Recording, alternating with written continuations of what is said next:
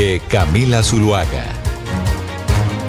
12 del día, 1 minuto. Aquí están los titulares con Slobodan Wilches. Buenas tardes. Muy buenas tardes, Camila. El gobierno insiste en realizar una auditoría al software electoral a través del Ministerio de las TIC. La registraduría ya respondió.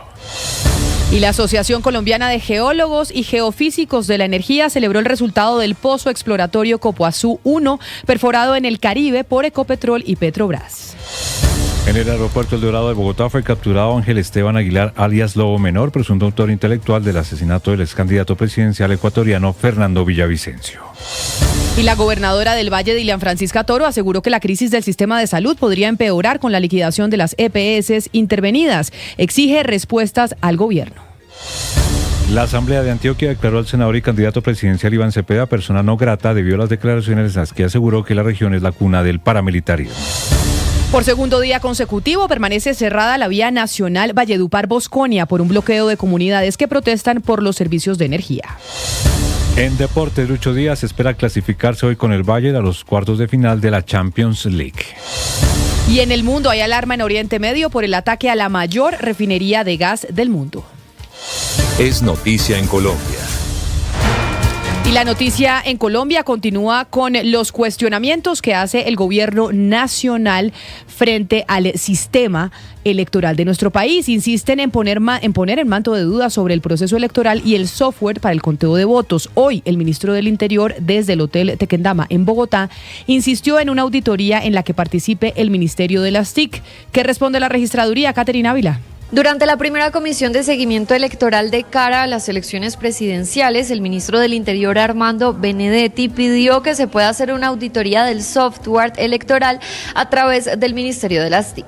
El pedimento es, y por eso hoy está la señora ministra, es que se pueda hacer una verdadera auditoría del software para que se quiten las dudas o se absuelvan las preguntas, porque aquí hemos tenido el mejor clima, las hemos llevado de la mejor forma, para que entonces desde el Ministerio de las TIC se pueda hacer esa famosa auditoría. La ministra de las TIC, Karina Murcia, quien asiste a este encuentro, aseguró que la cartera puede acompañar este proceso, pero quien establece la ruta es la registraduría. Jaime Suárez, delegado de la Registraduría para Asuntos Electorales, respondió a esta petición asegurando que todo lo que haya que hacer se hará para garantizar la transparencia de las elecciones y para ello todavía queda marzo y abril. Hizo también un llamado a los auditores de las campañas para que acompañen el proceso y recalcó que para esta auditoría del código fuente se necesitan conocimientos técnicos de alto grado.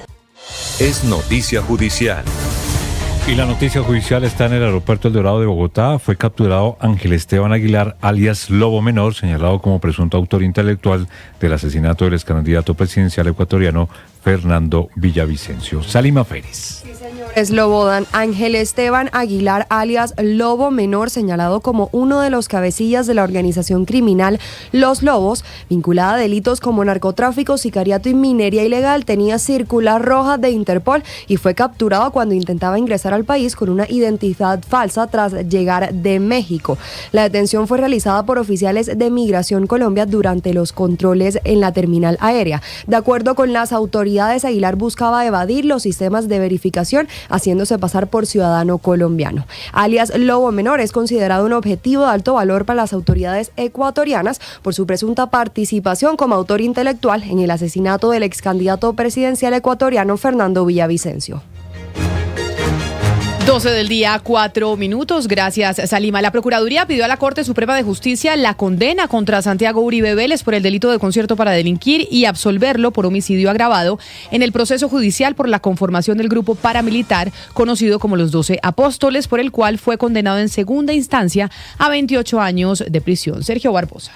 Hola, buenas tardes. La Procuraduría le pidió a la Corte Suprema de Justicia confirmar la condena contra Santiago Uribe Vélez por el delito de concierto para delinquir y también pidió absolverlo por el delito de homicidio agravado en el proceso que sigue en su contra por el caso del grupo ilegal conocido como los 12 Apóstoles, por el cual fue condenado en segunda instancia a la pena de 28 años de cárcel. En este concepto enviado a la Sala Penal, los procuradores judiciales que intervienen en la impugnación especial señalaron que no hay razones para revocar la condena por concierto para delinquir, por lo que solicitaron que esa decisión quede en firme. Sin embargo, para el Ministerio Público, el delito de homicidio agravado no se cumplen los presupuestos para mantener esta condena y por eso pidió que se revoque ese punto de la sentencia y se absuelva al hermano del expresidente Álvaro Uribe. Recordemos que fue en noviembre del año pasado cuando sus abogados interpusieron este recurso de impugnación especial ante la Corte, luego de que el Tribunal Superior de Antioquia revocara la absolución que había recibido Santiago Uribe en primera instancia y en cambio lo condenara a 28 años de prisión por los delitos de concierto para delinquir y homicidio agravado. Es noticia económica. Y la tiene la Asociación Colombiana de Geólogos y Geofísicos de la Energía, que celebró el resultado del pozo exploratorio llamado Copoazú 1, perforado en el Caribe por Ecopetrol y la compañía Petrobras, calificándolo como un hito clave para el futuro energético del país. Laura Olarte. El hallazgo es fruto de décadas de inversión y trabajo geocientífico, esto según el gremio, quien asegura que la exploración de hidrocarburos es un proceso de largo plazo en el que cada pozo, exitoso o no, aporta información esencial para reducir la incertidumbre y abrir nuevas oportunidades. Y es que según la Asociación Colombiana de Geólogos y Geofísicos de la Energía, destacaron que este descubrimiento refuerza la posibilidad de que Colombia mantenga una energía propia, más estable y con costos más competitivos frente a la importación.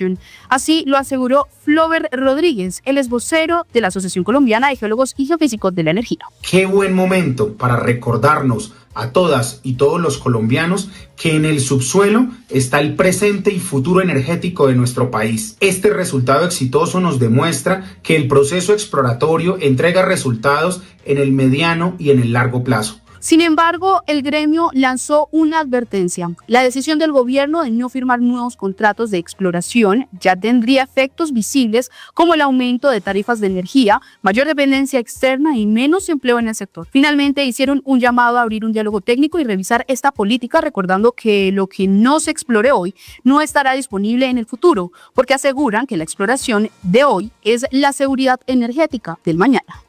Es noticia en el Valle. Y en el Valle del Cauca, la gobernadora Dilian Francisca Toro aseguró que la crisis del sistema de salud podría empeorar con la liquidación de las EPS intervenidas que están en quiebra. Pidió al presidente Gustavo Petro que garantice el pago de la deuda con las clínicas y hospitales del departamento, que ya asciende a los 6 billones de pesos. Lina Vera.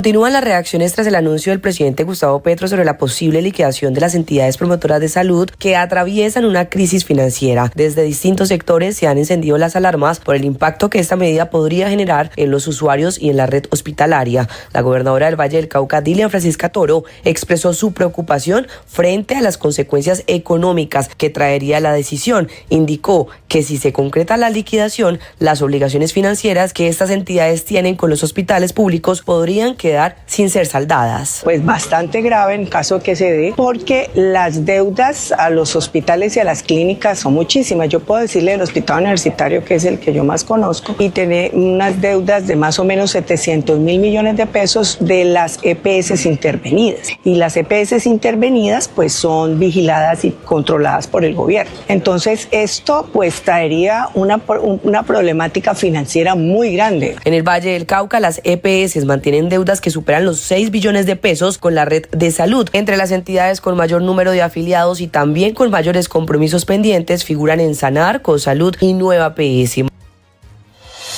Es noticia en Antioquia. Y no para la polémica, la Asamblea de Antioquia declaró a Iván Cepeda como persona no grata debido a las recientes declaraciones en contra del departamento del propio gobernador Andrés Julián Rendón, y 70 alcaldes salieron públicamente a rechazar lo que han denominado como un ataque contra el departamento. Héctor David Santamaría, en Medellín. Los políticos del departamento Iván Cepeda siguen enfrascados en una polémica luego de que el candidato asegurara que Antioquia era cuna de la parapolítica y otros fenómenos delictivos, a pesar que ha insistido que tergiversaron sus palabras. Sin embargo, en las últimas horas en el departamento provocaron que con 14 votos a favor de los 26 diputados, la Asamblea de Antioquia declarara persona no grata a Iván Cepeda. Así lo expresó Viviana Osorio, secretaria general de la corporación. Frente a dichas expresiones, en lo que concierne al departamento de Antioquia, la Asamblea Departamental declara persona no grata en el departamento de Antioquia al señor Iván Cepeda Castro, candidato presidencial del Pacto Histórico. No solo fue la Asamblea, el gobernador Andrés Julián Rendón y también 70 alcaldes de esta región dijeron que se trata de ataques a la dignidad de los antioqueños. Está pasando en Colombia. Por segundo día consecutivo permanece cerrada la vía nacional Valledupar-Bosconia por un bloqueo de comunidades que están protestando por un inconformismo en los servicios de energía y acueducto. El alcalde de Valledupar anunció que irá junto a una comisión a dialogar con los manifestantes, pero advirtió que si la comunidad se rehúsa a hablar, tocará recurrir a la fuerza pública. Ingel de la Rosa. Más de 24 horas de protesta completa un grupo de habitantes del corregimiento de Aguas Blancas, jurisdicción de Valledupar, donde se han tomado la vía nacional entre la capital del Cesar y el municipio de Bosconia, la cual conecta con Santa Marta y Barranquilla. La alcaldía de Valledupar activó un puesto de mando unificado donde el mandatario Ernesto Orozco informó que está intentando dialogar con los manifestantes, pero no ha sido posible conocer formalmente sus peticiones ni mucho menos llegar a un acuerdo. Advierte que si los manifestantes no acceden a un diálogo, entonces intervendrá la fuerza pública. Una comisión como última instancia para seguir con los diálogos, o si no ya nos veremos obligados a usar la fuerza. No hemos encontrado un líder, un vocero, hay diferentes peticiones, pero no hay como un pliego de peticiones concordante. La protesta empezó por fallas en la energía desde el pasado lunes, sin embargo la alcaldía reporta que el servicio ya fue restablecido y que la comunidad ahora reclama reducción en las tarifas por considerar que los precios siguen elevados. A su vez, la gente estaría reclamando el envío de carrotanques para compensar la intermitencia con la que se presta el servicio de agua potable. Incautan más de 1 tonelada de marihuana en vías del departamento del Huila. La droga, que pertenecería a las disidencias de las FARC, iba camuflada entre semillas de piña, según lo que reportaron las autoridades. Silvia Lorena Artunduaga. Las autoridades capturaron en el Huila a un hombre que transportaba 1.614 kilos de marihuana en un vehículo tipo camión sobre la vía Garzón Neiva, cerca al peaje Laberinto. El estupefaciente, que pertenecería a las disidencias de las FARC, iba oculto en medio de un cargamento de semillas de piña y tenía como destino Brasil. Coronel Javier Alberto Duarte, comandante de la policía del Huila. Uniformados de la seccional de tránsito y transporte realizaron la captura en flagrancia de una persona que transportaba 1.614 kilogramos de marihuana oculta mediante la modalidad de camuflaje en un cargamento de semillas de piña. De acuerdo con las primeras informaciones, la sustancia presentaba marcaciones particulares, presuntamente vinculadas a estructuras de grupos armados ilegales. Durante los primeros meses del año, las autoridades ya han incautado cerca de 5 toneladas de marihuana en el departamento. 12 del día, 13 minutos, y en zona rural de Salento, en el departamento del Quindío, durante la incautación de 800 kilos de marihuana que eran transportados en una camioneta de alta gama, el conductor trató de sobornar con 10 millones de pesos al suboficial del ejército encargado del control para que lo dejara libre. Nelson Murillo en el Quindío, ¿qué pasó? ¿Aceptó o no aceptó el funcionario del ejército el soborno? El uniformado cumplió con su deber y entregó el sujeto a las autoridades. El suboficial encargado del control, que por motivos de seguridad omitió su nombre, contó lo sucedido.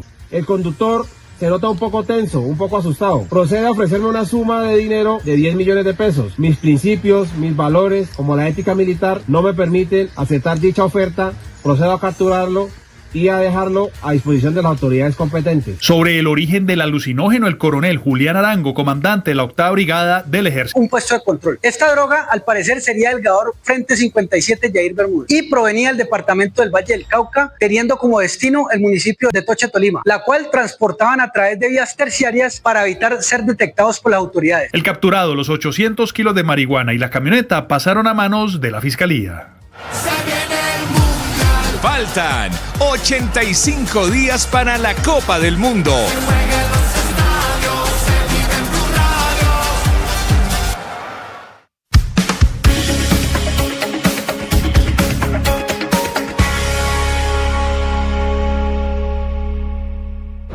Lo que es noticia en Bogotá, Medellín, Cali, Barranquilla, Bucaramanga. En Mañanas Blue le contamos lo que es noticia en Colombia y el mundo. Dirige Camila Zuluaga.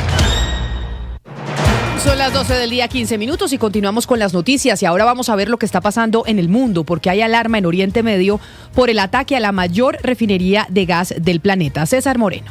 En el mundo, medios estatales iraníes informaron sobre un ataque del que responsabilizan a Israel y a Estados Unidos contra instalaciones asociadas al enorme yacimiento de gas natural, el Pars Sur de Irán, el mayor yacimiento de gas del mundo. El petróleo y el gas han vivido una fuerte subida por ese ataque. El incendio en ese complejo de refinerías de gas ya está bajo control, según informó la agencia iraní Tasnim. Irán reportó algo de daño a la infraestructura, pero ningún herido. Emiratos Árabes Unidos afirmó que atacar las instalaciones energéticas vinculadas a ese yacimiento del South Pars de Irán, el mayor campo de gas del mundo, reiteramos, representa una amenaza para la seguridad energética internacional. Abu Dhabi ha vuelto a pedir que se respeten las instalaciones vitales y ha enfatizado la importancia de cumplir con el derecho internacional. Además, Teherán ha confirmado la muerte del ministro de Inteligencia iraní, Esmail Yativ, como había anunciado el ministro de la Defensa israelí, Israel Katz, quien ha adelantado también importantes sorpresas a lo largo del día contra Irán y el Líbano. Hablando de ese frente, el del Líbano,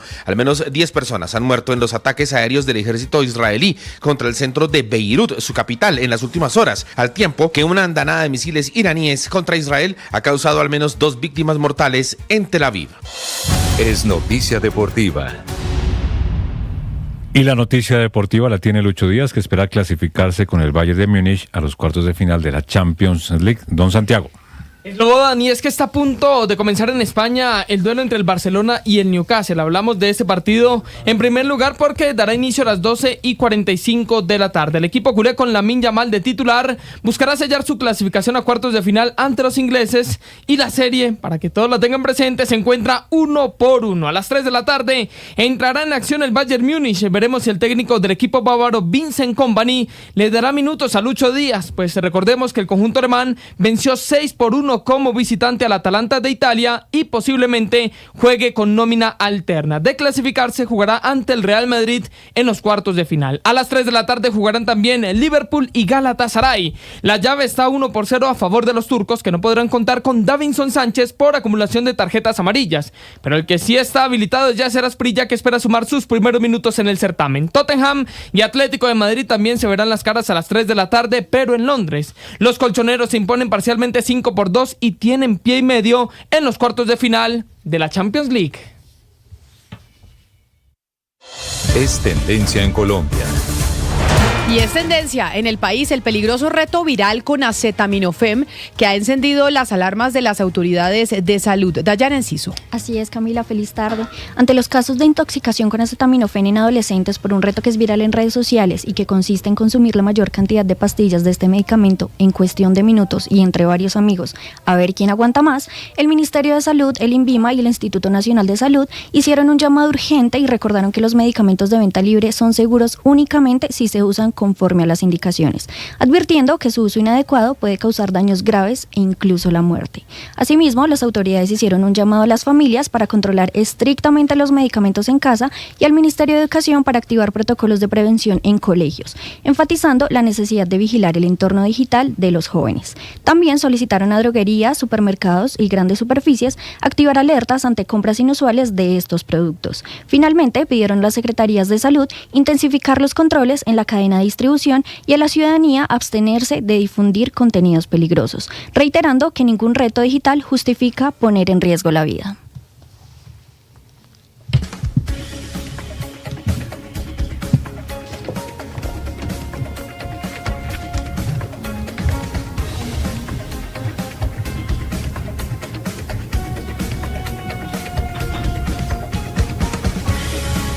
Doce del día, 19 minutos, y también es tendencia, o podríamos decir, Andrés Cepeda y el agua. Lucas, ¿por qué? Sí, señora, porque marzo llega con todas. Celebramos, no se le olvide, este domingo 22 de marzo, el Día del Agua, y Bavaria nos invita a volver al origen, nuestros páramos, lugares increíbles donde nace el agua que mueve la vida de millones de colombianos. Y para conectar con esa magia, llega Antes de la Nieve, el nuevo documental donde Andrés Cepeda y Mateo Hernández se meten de lleno en estos ecosistemas y nos muestran por qué son tan importantes. Gracias al programa Mi Páramo, Bavaria, junto a aliados y comunidades, ya han logrado proteger más de 16,000 hectáreas de estos territorios, así que si quieren descubrir lo que se oculta antes de la nieve, puede ver usted ahí el documental, Camila, para que lo anote en su calendario, este lunes 23 de marzo, que es lunes festivo, solo por Caracol Televisión, después de Noticias Caracol de las 7 de la noche.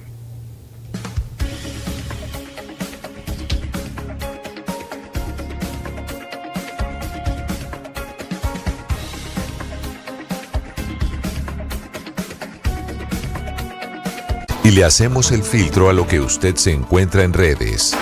¿Qué es verdad? ¿Qué es mentira? El dato electoral Blue. Y a las 12 del día 20 minutos, como siempre durante los últimos meses, estamos con nuestro dato electoral a las 12 del día 20 minutos.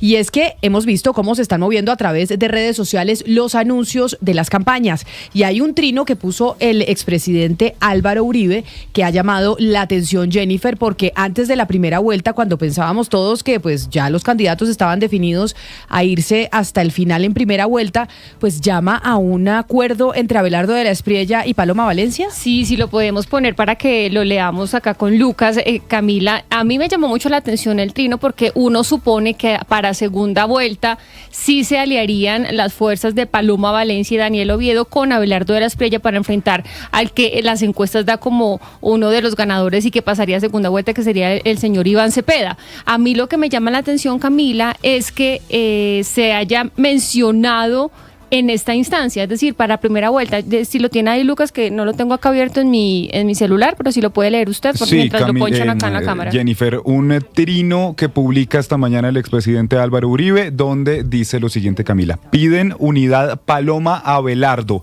Nuestro deber es total respeto para construir condiciones. Piden unidad muchos ciudadanos que temen la continuidad de Petro y Cepeda, que significa consolidación del poder narcoterrorista. Esto lo estoy leyendo textual del expresidente. Asfixia del emprendimiento privado para anular la creación de empleo y la inversión, destrucción de la salud e imposición del estatismo ineficiente y corrupto. Y aquí entonces lo que dice Camila, y creo que es el encomillado de lo que dice Jennifer: piden unidad Paloma Abelardo. Nuestro deber es total respeto para construir condiciones. Pero entonces no entiendo este trino que estamos viendo del expresidente Álvaro Uribe, largo trino, sí. O sea, varios párrafos. ¿Les está diciendo que se unan antes de primera vuelta? Está diciendo que la gente está pidiendo que se unan a Abelardo con Paloma. Lo está poniendo en palabras de otros y él responde: nuestro deber es total respeto para construir condiciones. Es decir, no está cerrada esa puerta, pero lo que no sé, Camila, si para esta primera vuelta es lo que me llama a mí la atención. Claro, pero sí raro, porque se unirán Paloma y Abelardo, se unen, pero ¿en función de quién? ¿De Paloma como la candidata en primera vuelta o como Abelardo en primera vuelta? Porque en segunda vuelta ya sabemos que habrá unión, o sea, es decir, sí, pase el que pase, sabemos que Abelardo y Paloma estarán juntos en segunda vuelta. ¿Será que le está pidiendo a Abelardo de la Espriella que se baje del bus y que se vaya a apoyar a Paloma Valencia? ¿Usted cree que va por ahí el trino? Pues yo creería, sí, porque Paloma Valencia es la que sacó los votos en la consulta del 8 de marzo. Pero además, porque si sería al contrario, Jennifer, se le van por izquierda o por centro muchos votos que se irían para o Cepeda o no votan. Es decir, yo creo que acá el expresidente hace el cálculo: hay que conseguir 11 millones de votos. Pues, ¿cómo los conseguimos? ¿Cómo los conseguimos? Pues uniéndose desde ya, sobre todo cuando hay una campaña y que se viene moviendo cada vez más del sector de Iván Cepeda, y es que ellos quieren ganar en primera vuelta, y a eso es a lo que le están apostando, a ganar en primera vuelta, como le apostó en Bogotá Carlos Fernando Galán, y así lo logró, a ganar en primera vuelta, porque acuérdense que nosotros en Bogotá tenemos primera y segunda vuelta, solo que no la hemos estrenado porque Carlos Fernando Galán le ganó a Gustavo Bolívar y a Juan Daniel Oviedo por mucho y pudo ser alcalde en una sola vuelta. Pero hablando precisamente de esa campaña, ya Gabriel Vallejo, presidente del Centro Democrático, también trinó, hizo otro anuncio de la campaña de Paloma Valencia diciendo quiénes iban a ser o quiénes son los miembros del comité político nacional de esa campaña presidencial. En primer lugar, Camila, Álvaro Uribe Vélez, el expresidente. En segundo lugar está María del Rosario Guerra. En tercer lugar, el exalcalde de Bogotá, Enrique Peñalosa. En cuarto lugar, María Isabel Nieto, quien, recuerde usted, es o fue la gerente de la campaña de Juan Daniel Oviedo. En quinto lugar, Pedro Agustín Valencia, quien es hermano de la senadora y candidata presidencial Paloma Valencia. Y en sexto lugar, Gabriel Vallejo, pone él ahí en calidad de director nacional del Centro Democrático. Así que esos son los que van a estar como jefes del Comité Político Nacional. Me dice un oyente en el 301-764-4108, nuestra línea de WhatsApp, en la interpretación del trino del expresidente Álvaro Uribe como dato electoral, que eso es para echarle super bonder al acuerdo desde ya. Evitar el escenario Fico y Rodolfo del 2022. Sabe que un acuerdo hoy de unión es imposible, porque ni Paloma ni Abelardo se van a bajar de sus candidaturas, pero es para evitar posibles futuras divisiones de ambas partes, porque hay mucha tensión entre las campañas. Pero ¿sabe qué, Camila? A mí me surge una pregunta pensando desde el centro, ¿no? Porque pues mucha gente podría estar contemplando la posibilidad de votar por Paloma Valencia por su fórmula vicepresidencial, que es Juan Daniel Oviedo, y que sacó más de 1.200.000 votos en la consulta. Si se plantea desde ya esa unión con Abelardo de la Espriella, que representa una estrecha pues más dura, no sé yo si la gente que contempla la posibilidad de votar por ese centro, por Paloma, se vaya para otro lado y que ahí tenga una posibilidad, por ejemplo, el doctor Sergio Fajardo. Pues puede ser también, pero mira, hay algo que me llama la atención de lo siguiente, y es que ese trino lo tiene usted, Sebastián Nora, y es el trino del hijo de María Fernanda Cabal y José Félix Laforí, siguiendo con las divisiones y esos distanciamientos en la derecha, Jennifer. Y es que el hijo de María Fernanda Cabal y José Félix Laforí, pues que simplemente es figura por cuenta de que es hijo de quien es, dice, ahora lo que pasa es que falta que nos digan que van a traer a Juan Manuel Santos como el refuerzo de la campaña, algo así fue lo que dijo. No, es mucho peor, es que me coge usted, acá ya lo encontré, es que como lo puse tarde.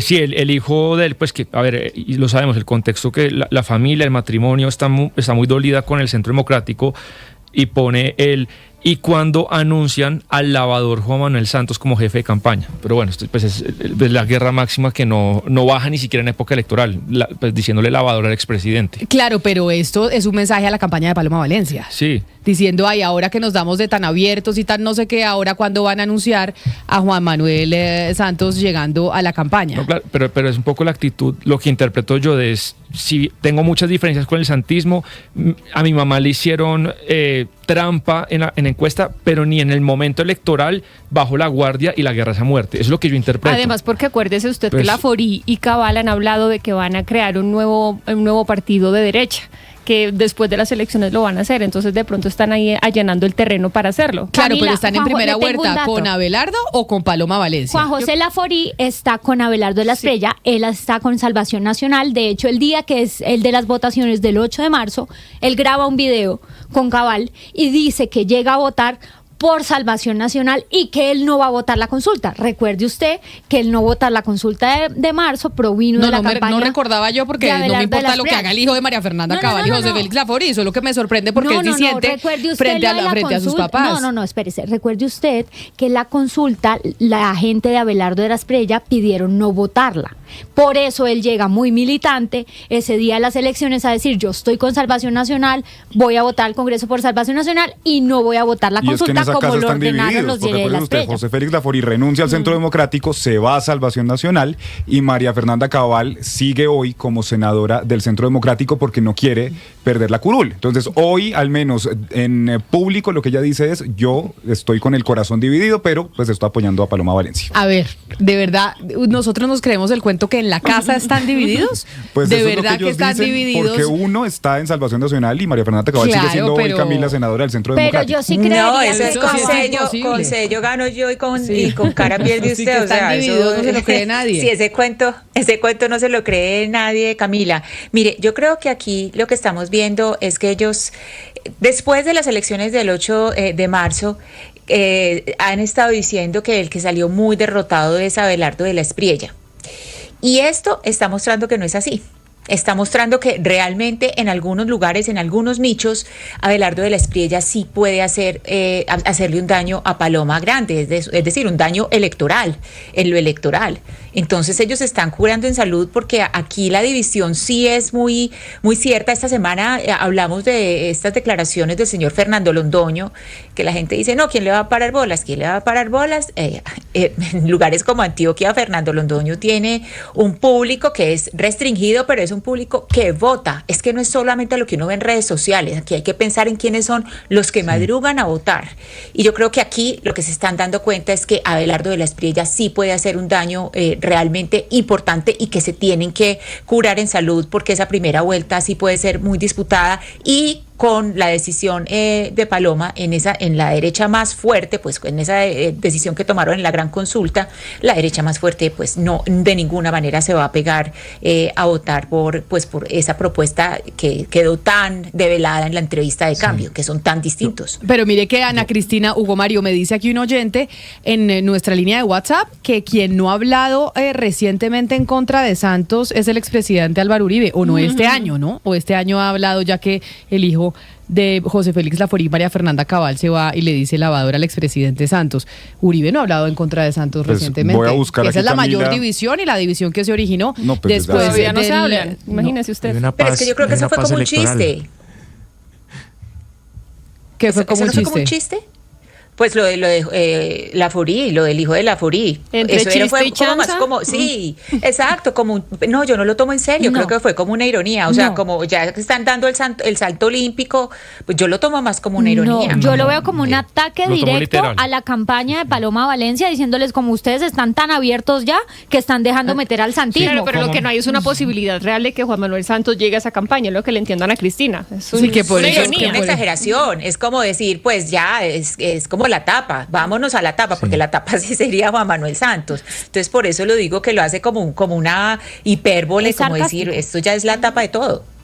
Pero mire, Camila, yo sobre el trino de Uribe, yo sí creo que existe una preocupación porque yo creo que mucho uribista está viendo que el voto antipetrista se está dividiendo antes de la primera vuelta. Es decir, si usted hoy sale a la calle y le pregunta a cualquier persona que no quiere que continúe el proyecto de Gustavo Petro en cabeza de Iván Cepeda, mucha gente no ha decidido si va a votar por Paloma Valencia o por Abelardo de la Espriella, y yo creo que ya el expresidente Uribe y muchos altos dignatarios, dirigentes del Centro Democrático están viendo que si ese voto llega dividido, posiblemente Cepeda gane en primera vuelta.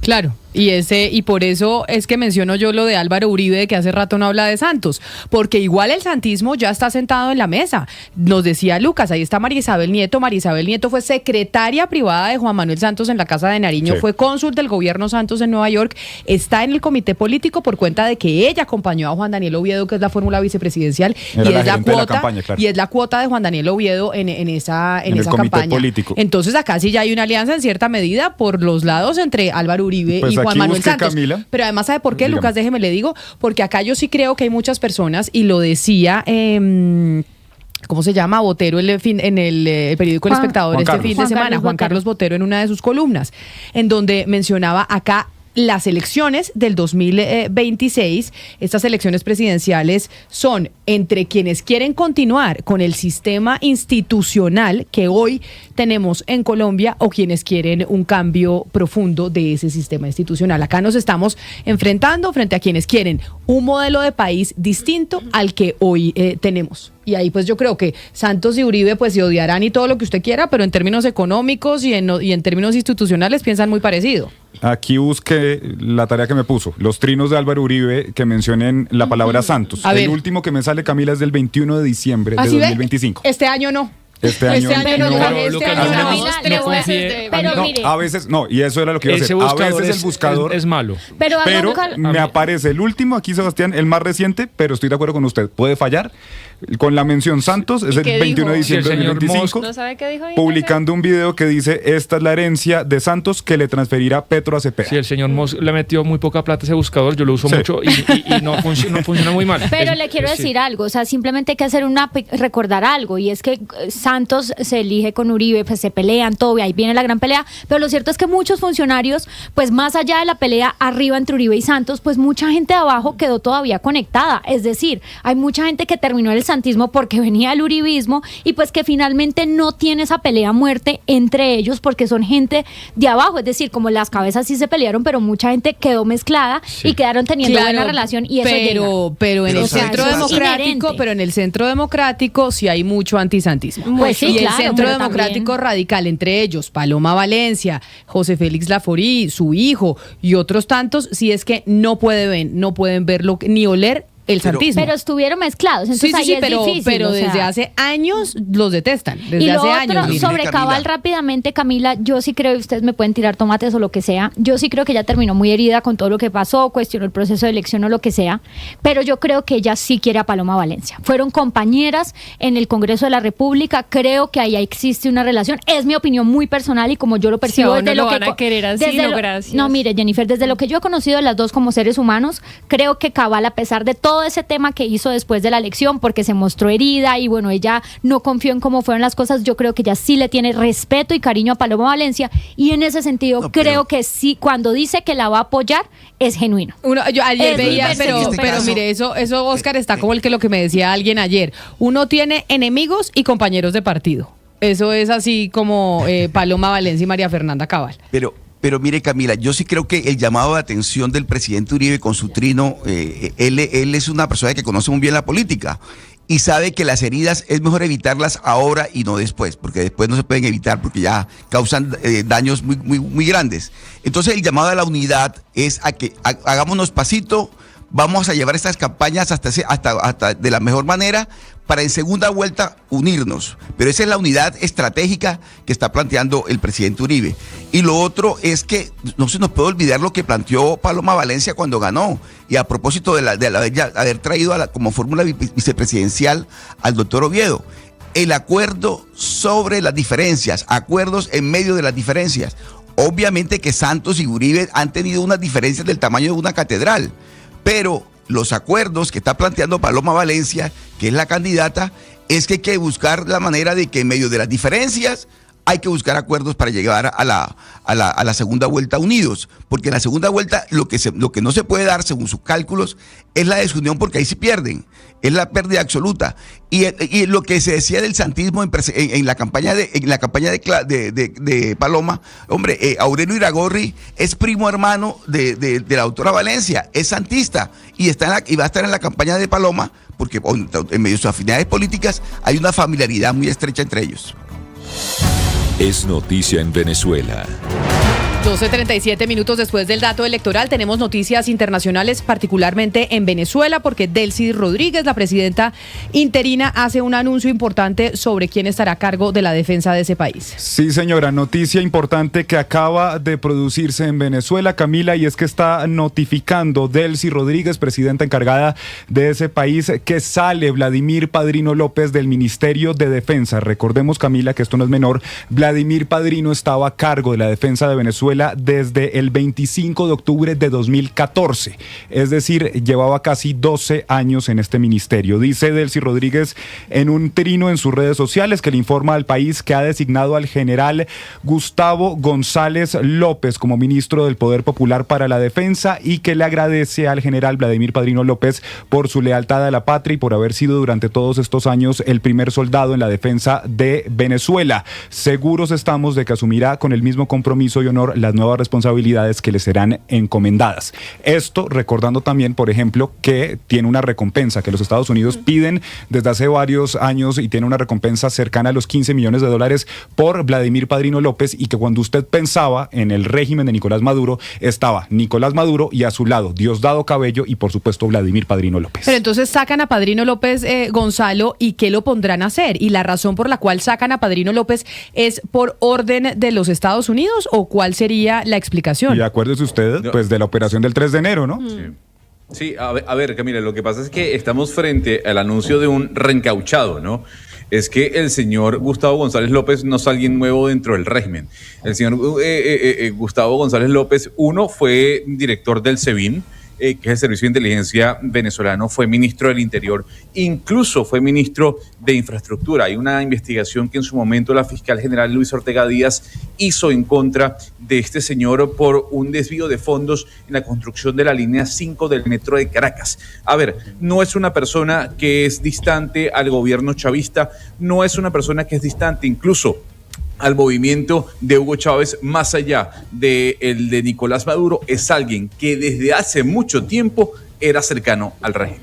Y entonces aquí, Camila, lo primero que yo le he estado diciendo, acuérdese usted pues del fracaso de las fuerzas militares y de los aparatos de seguridad de Venezuela, porque es que se llevaron al presidente que se había robado la elección, por supuesto, pero que en teoría decía Diosdado Cabello, aquí estamos listos con todos, donde vengan esto va a ser peor que Vietnam, y se llevaron a Nicolás Maduro y a Cilia Flores y no hubo una sola baja estadounidense. Eso por un lado, pero lo otro que yo le digo y también es importante es, usted pensaba en Nicolás Maduro y a su lado Diosdado Cabello y Vladimir Padrino. Acuérdese usted, Delcy Rodríguez, tal vez una de sus primeras acciones, saca a Alex Saab, que tenía ahí Nicolás Maduro como uno de sus hombres de confianza y en parte del ministerio, y entonces en este momento sale, al menos en este momento del gabinete, queda destituido Vladimir Padrino López. Faltaría, vamos a ver qué pasa, con Diosdado Cabello. Pero hay una cosa que es importante y es, había recompensa por Padrino López, por Vladimir Padrino, sí, por parte de los Estados Unidos, porque hacía parte del cartel de los soles, sí, pero ese cartel de los soles ya no existe.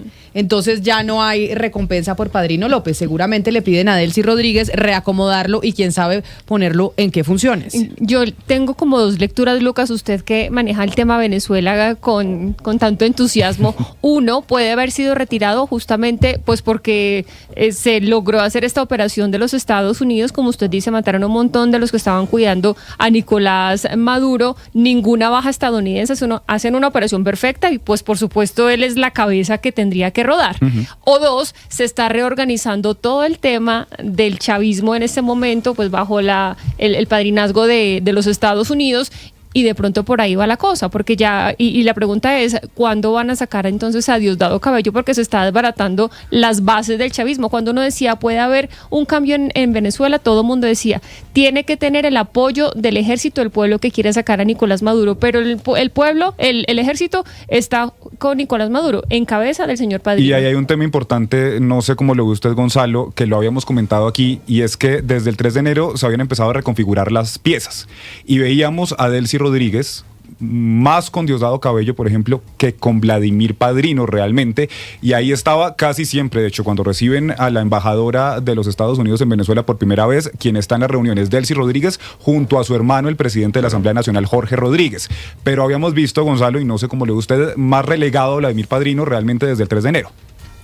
Sí, sumamente, digamos, como decimos los venezolanos, ¿no? Enconchado dentro de sus funciones como ministro de Defensa de Venezuela, no siendo tan comunicacionalmente hablando activo, pero yo sí quiero dejar claro esto porque quien toma las riendas del Ministerio de Defensa no es un ángel. Quien toma las riendas del Ministerio de Defensa es un hombre que ha sido incluso sancionado por el gobierno de Estados Unidos, por el gobierno de Suiza, por el gobierno de Panamá. Este señor está sancionado por cometer crímenes de lesa humanidad, de tortura. No es cualquier persona, además que ha sido investigado por casos de corrupción. Entonces, si hay un movimiento, sobre todo para ese hombre que duró 12 años en el poder como ministro de Defensa, pero quien lo sustituye, repito, no es un ángel, no es alguien sacado debajo de un árbol o de una mesa, es alguien que, repito, ha sido sancionado y que ha formado parte del gobierno chavista durante todo este tiempo. Igual que los Rodríguez, que hoy están mandando, y que Diosdado Cabello. Me dice un oyente, Gonzalo, que probablemente Padrino López se va a vivir bueno, limpia su nombre, y los hermanos Rodríguez se anotan un hit beisbolero, ya que está tan de moda el béisbol en Venezuela, con los gringos. Porque ese señor, es decir, Padrino López, con lo que usted está mencionando, la sacó muy barata. No le pasó nada el 3 de enero y ahora se va a disfrutar de su pensión fresco, después de 12 años de abusos desde el Ministerio de la Defensa en Venezuela. En un trino, Camila, de Delcy Rodríguez, no sé si se va a ir porque dice, agradecemos a Vladimir Padrino por su lealtad a la patria y por haber sido durante todos estos años el primer soldado en la defensa de nuestro país. Seguros estamos de que asumirá con el mismo compromiso y honor las nuevas responsabilidades que le serán encomendadas. Claro, que era el trino que leía Lucas ahora, que decimos, ¿cuáles serán esas nuevas responsabilidades? O simplemente, pues, es la forma bonita de decirle, arrivederci, señor. Pues Alex Saab le dijo lo mismo en un trino, que le agradecía mucho su servicio a la patria y a los nuevos retos que venían. Pero acá la el señor, discúlpeme, Sebastián, a lo que dice Lucas, porque es importante, lo de Alex Saab fue lo mismo, y lo de la esposa de Alex Saab también fue lo mismo, y Alex Saab hasta el momento no ha aparecido. Todo indica que el señor se encuentra detenido en el SEBIN a esperas de una posible extradición a los Estados Unidos. Entonces ese discurso de Delcy Rodríguez de tratar de venderse ahora como la demócrata y pintar las cosas bonitas frente a alguien que también ha sido señalado por el gobierno de los Estados Unidos es creerle a unos bandidos.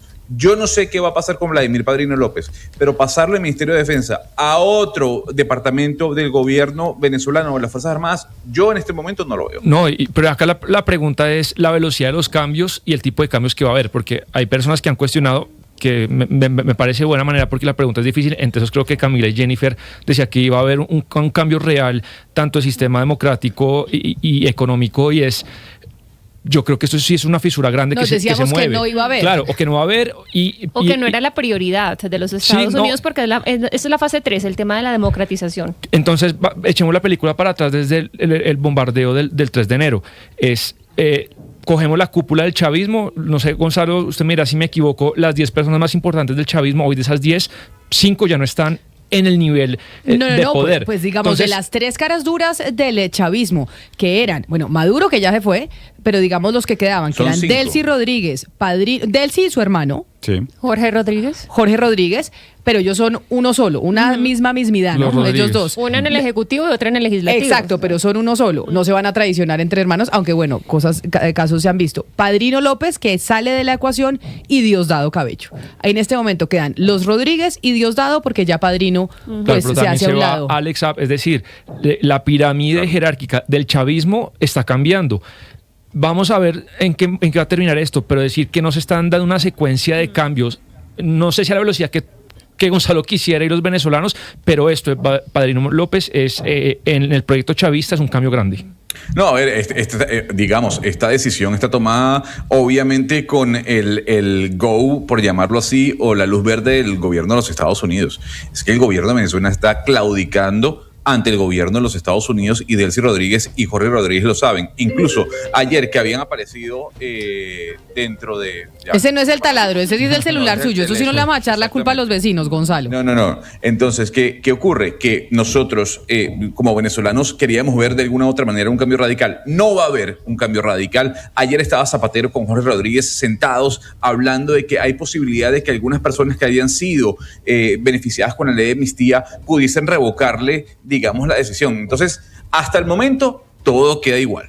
Sí, señor. José Luis Rodríguez Zapatero, el expresidente español. De hecho, hubo registro en la prensa española en donde se mencionaba en columnas de opinión que ya Zapatero pues está avalando esa amnistía en Venezuela para miembros del chavismo. Pero bueno, vámonos con noticias importantes que tienen que ver con la salud para que usted las tenga en cuenta. Es noticia en Bogotá. Y en Bogotá es noticia el sarampión. Venimos hablando de eso desde hace varios días, David, y es importante darle claridad a los oyentes sobre la vacunación y las dudas que tengan al respecto. Sí, Camila, es noticia en Bogotá porque es importante tener en cuenta estos casos registrados. Son 3 casos registrados en Bogotá, en donde la Secretaría de Salud ya ha informado que los tiene controlados. Entonces, Camila, importante, a través de nuestra línea de WhatsApp 301-764-4108, hemos recibido varias preguntas, Camila, sobre la vacunación para niños y para adultos. Hablamos, Camila, con Patricia Molano, directora de Salud Colectiva de la Secretaría Distrital de Salud, respondiendo a la pregunta, ¿menores de 1 año pueden acceder a la vacuna? Eso nos respondió. Sí, la vacunación contra el sarampión se puede adelantar en 2 casos. 1, cuando tenemos un bebé de 6 meses, menor de 1 año, y va a hacer un viaje a alguno de los países o de las zonas en riesgo. Y 2, cuando hacemos cercos vacunales. ¿Qué es eso? Nosotros cuando tenemos casos sospechosos, lo que hacemos es vacunar de manera preventiva a la población que hay alrededor. Si entre esa población encontramos un bebé entre los 6 meses y los 11 meses y 29 días, le aplicamos una dosis que se llama dosis 0. Esa es una dosis que es preventiva y que se hace específicamente en esos casos. Entonces la respuesta es sí, en esas 2 circunstancias. Bueno, Camila, y es que hemos seguido recibiendo preguntas sobre este caso que nos compete a todos para prevenir el contagio. Y ahora que se viene el Mundial, Camila, preguntamos sobre los adultos si pueden reforzar la vacuna. Esto nos contestó la doctora Molano. Actualmente la indicación es, los adultos que estamos vacunando son 2 tipos de adultos. Las personas entre 6 meses y 59 años, ahí entra el grupo poblacional de los adultos, que vayan a viajar a un país que tenga desertificación, que esté desertificado por el caso de la eliminación del sarampión, que sea entonces una zona de riesgo, se debe vacunar. Y la otra población adulta es el talento humano en salud, pues porque obviamente son primera línea y necesitamos que estén protegidos, siempre y cuando ese talento humano no demuestre que tiene un antecedente vacunal. Si está ya vacunado, no hay necesidad de vacunarlo. Entonces, esa es la población para el caso de los adultos, que sean viajeros y que sean talento humano en salud. Para el caso de los niños, es importante reforzar que la aplicación de la vacuna no es la bivalente, sino que es la triple viral y que se aplica a todos los niños que tengan 12 meses o 18 meses, porque es el refuerzo natural que se hace a niños en esas edades. Bueno, Camila, y para finalizar, la Secretaría de Salud le hace un llamado para que las personas adultas adquieran un uso responsable de la vacuna, ¿sí? Que no se vacunen por vacunarse porque no hay muchas vacunas en estos momentos. De la bivalente, ¿sí? Bivalente. Entonces, dicen si la persona trabaja en salud, ¿cierto? O si hace parte, también si va a viajar y tiene como contacto, por ejemplo, ella decía, si van a un concierto o algo, pues obviamente hay que tener una prevención, ¿sí? Esas son el llamado que hace la Secretaría Distrital de Salud para tener una responsabilidad y pues tener una mejor disposición de vacunas. Es noticia judicial. Y la noticia judicial otra vez está en la Procuraduría General de la Nación, pero ahora sobre lo que ha pasado con una sanción a un congresista que salió nuevamente elegido por el Pacto Histórico como senador. ¿De quién hablamos, Ana Cristina? Recordemos la madrugada del 2 de septiembre de 2022, cuando el senador Alex Flores Hernández llegó en estado de embriaguez al Hotel Caribe en Cartagena, en compañía de una mujer explotada sexualmente. Insultó a 3 miembros de la policía, los llamó asesinos y otros improperios. Quienes nos acompañan por el canal de YouTube pueden ver el video para recordar esos hechos. Sí, señora, todos recordamos esas imágenes, Ana Cristina. En diciembre de 2022, la Procuraduría General en ese entonces, con Margarita Cabello a la cabeza, abrió pliego de cargos contra Alex Flores por lo que consideró una falta disciplinaria, la misma que calificó como grave título de dolo por vulnerar la dignidad humana. Recuerden ustedes, ahí dice que se vulneró el derecho al buen nombre y a la honra de los 3 patrulleros a quienes insultó en el Hotel Caribe. Pero el 24 de mayo de 2023, Jennifer, la Procuraduría General de la Nación sancionó con suspensión o inhabilidad por 8 meses al senador Flores, quien, por cierto, como ya sabemos, fue reelegido el pasado 8 de mayo. Este fallo, en primera instancia, lo profirió la Sala Disciplinaria de Juzgamiento de Servidores Públicos.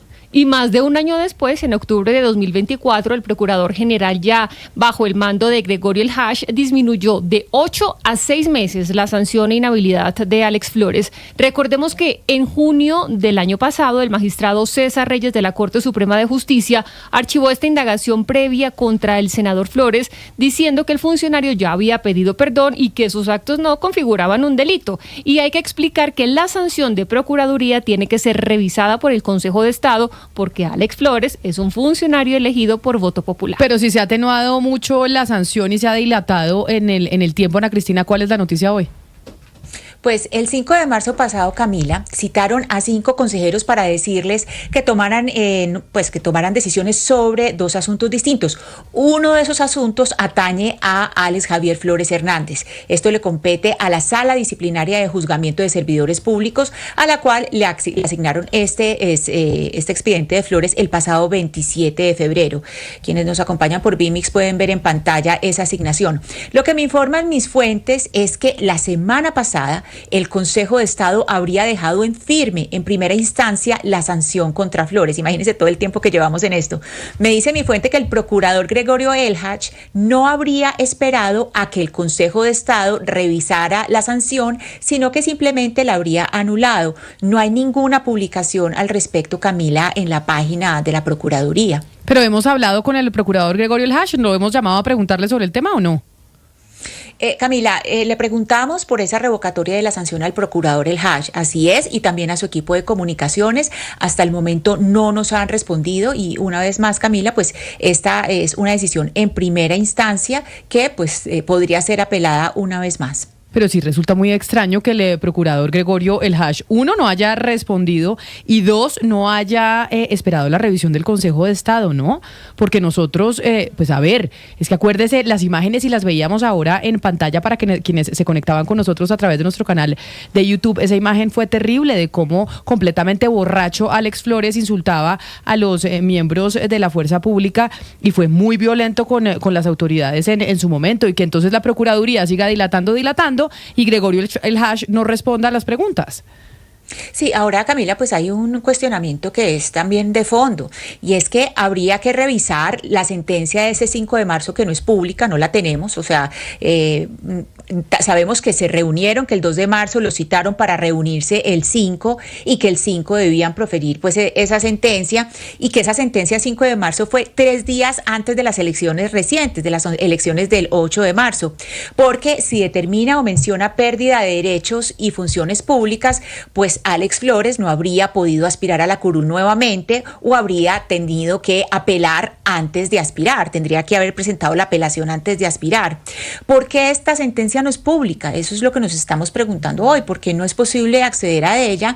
Y si acaso pues es que se está escondiendo pues para que el candidato pudiera aspirar en lista cerrada, porque recordemos que era la lista cerrada del pacto histórico. Entonces pues invitamos al señor El Hash a que nos responda estas preguntas. El senador Alex Flores del Pacto Histórico, quien ha tenido pues la fortuna de una decisión dilatada sobre su caso y esa actuación en el Hotel Caribe en Cartagena. Pero ya que usted hablaba de elecciones, yo sí creo que es importante que lo recordemos casi que todos los días, y es que después de las elecciones hay un paso muy importante, y sobre todo con las noticias con las que arrancábamos este informativo del mediodía, en donde la Presidencia de la República insiste en que hay que mirar el tema del software, en que hay que dar claridad sobre lo que está pasando con las elecciones. Pues demos claridad, y es que después de las elecciones, Lucas, queda todavía un paso muy importante. Sí, señora, el escrutinio, que recordemos es el proceso donde se revisan las actas y donde se van confirmando oficialmente los resultados de la votación. Y eso no lo hace la registraduría.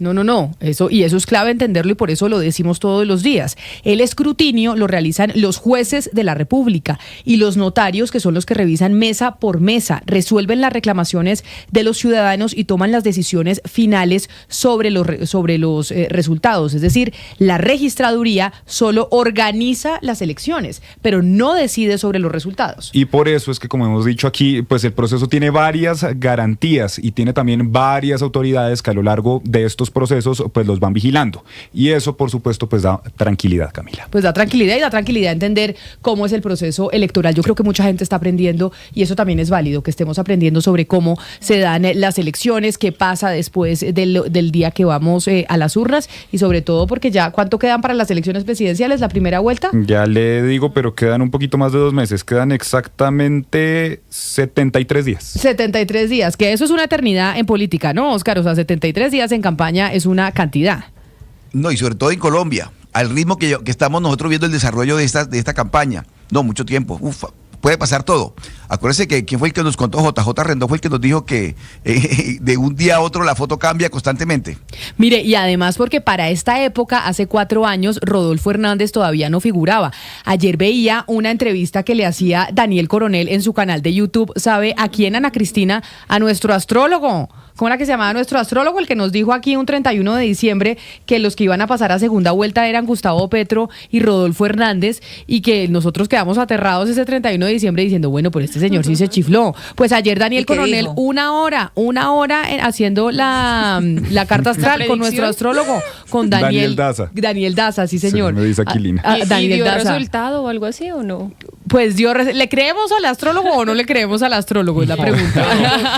pero sí dio resultado. Sí, él dijo que, y lo llaman precisamente por lo que pasó hace 4 años, en donde él dijo que era Rodolfo Hernández y Gustavo Petro. Dice el astrólogo, o eso le dijo a Daniel Coronel en una hora de entrevista sobre las cartas astrales de los candidatos, que a segunda vuelta, no, de verdad, es que esto parece chistoso, pero es una realidad, no se ría, que a segunda vuelta pasarían Iván Cepeda y Abelardo de la Espriella. O sea, lo que han dicho las encuestas hasta el momento. Las encuestas hasta el momento, exactamente. Y que si no es que Iván Cepeda gana antes en primera vuelta, o sea, lo que ha dicho el pacto histórico desde ya que ellos quieren ganar en primera vuelta. Pero pues el astrólogo nos dijo hace 4 años lo del Rodolfo y Gustavo Petro y bueno, ahí pasaron y nos sorprendió porque para esta época Rodolfo Hernández no figuraba. Claro, Por y eso terminó es que- siendo la sorpresa en esa primera vuelta. Exacto. Que nos le vamos- ganó a Federico Gutiérrez. Bueno, sí, pero pues falta mucho tiempo para las elecciones. Son las 12 del día, 59 minutos. Hacemos una pausa. No se muevan porque ya llegan nuestros compañeros de Meridiano Blue con más noticias de Colombia y el mundo para ustedes.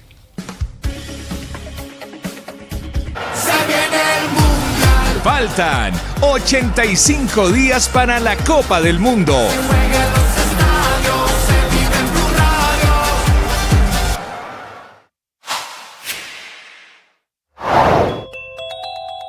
Teniendo en cuenta la crisis en el sistema de salud, la procuradora delegada Mónica Ulloa habló del riesgo sistémico que encontró la Procuraduría para que los pacientes puedan acceder al servicio de salud. Esto es producto de varios informes que se han emitido después de las visitas administrativas que llevamos ya más de 8 meses, no solo a las EPS intervenidas, sino también a las no intervenidas, donde hemos generado unas conclusiones en el deterioro grave que tiene para el sistema el funcionamiento como está hoy de la nueva EPS y de otras EPS intervenidas. Esto porque tenemos en nueva EPS más de 11 millones de afiliados y los indicadores pues vienen en deterioro día a día. No tenemos una red de prestación de servicios garantizada y pasan casos como los del menor Kevin, donde el riesgo es latente para todos los afiliados y no tiene esa capacidad de respuesta, como lo hemos visto. El aumento de PQRs, el aumento de tutelas, de incidentes de desacato es el síntoma más claro del deterioro de la EPS y de las EPS intervenidas, donde hemos producido esos informes con fines disciplinarios. Sigan esta entrevista en nuestro canal de YouTube. En Blue le ponemos cara a la radio.